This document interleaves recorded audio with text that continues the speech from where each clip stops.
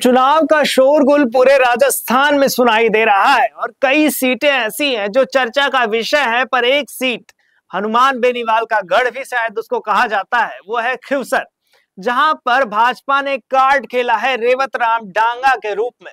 अब देखने वाली बात है कि वो किस तरीके से यहाँ पर वोट समीकरण बैठाएंगे, जातिगत आधार पर या काम के आधार पर या वादों के आधार पर।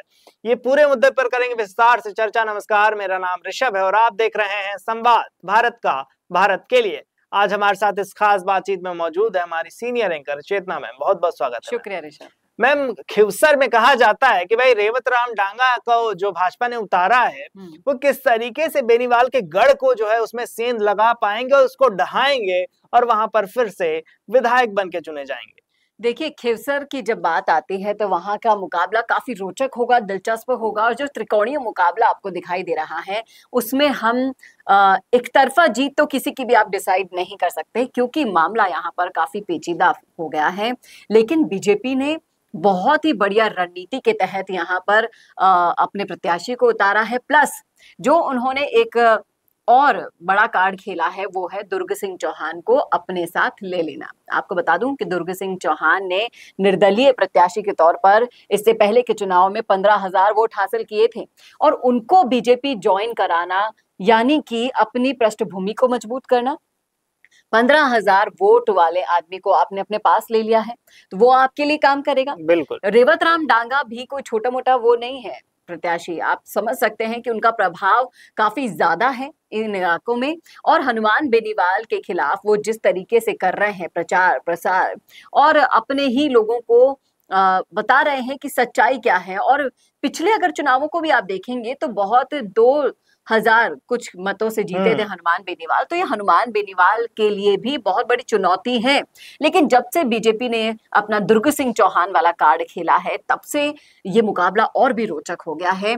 इससे आरएलपी और कांग्रेस की टेंशनें भी बढ़ गई हैं, क्योंकि दुर्ग सिंह चौहान अपने साथ साथ वोटर्स को भी खींचेंगे। और जब से ये त्रिकोणीय मुकाबला देखा जा रहा है, ये मुकाबला इनकी एंट्री के बाद और दिलचस्प हो गया। बात करें हनुमान बेनीवाल की तो हाँ, हनुमान बेनीवाल ने भी पहले ही कह दिया था, जनता से अपना प्रत्याशी चुनवाया है। जितने भी तमाम उपक्रम हुए आप और हम सोशल मीडिया पर, आप जनता भी सब देख रही हैं।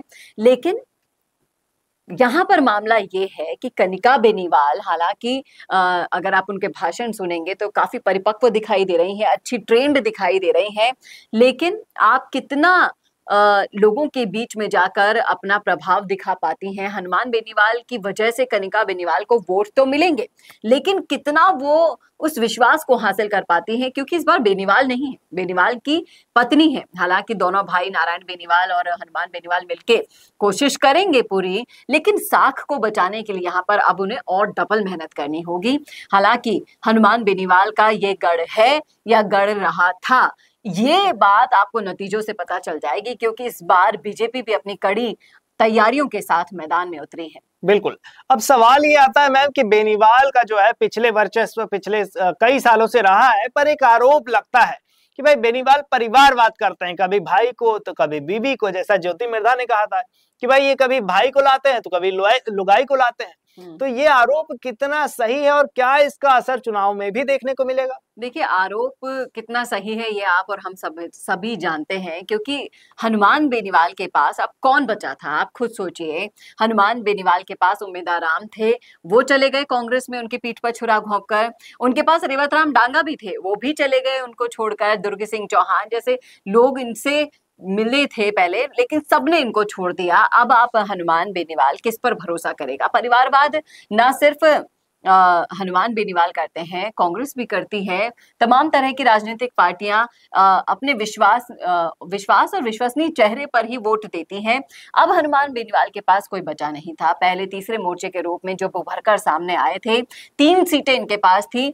अब 3 सीटों से घटकर 1 सीट रह गई है, वो भी खुद बेनीवाल ने अपनी सीट बचाई। प्लस अब किसको ऐसा टिकट दे जो विश्वसनीय हो, जो पीठ में छुरा ना घोंपे।